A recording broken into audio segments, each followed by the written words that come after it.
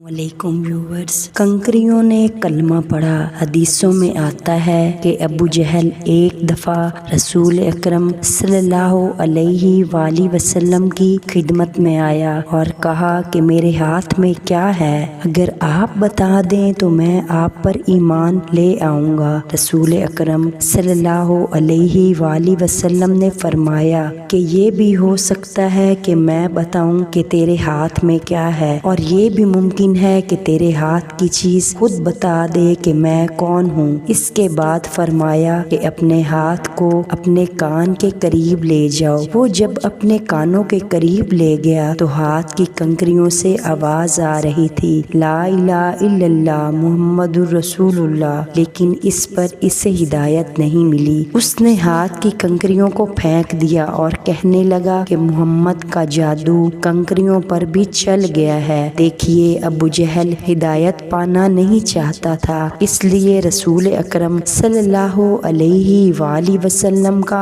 मुआजिज़ा भी इसके काम न आया। मुझे उम्मीद है कि आज की वीडियो आपको पसंद आएगी। हमें दुआओं में याद रखिएगा। अल्लाह।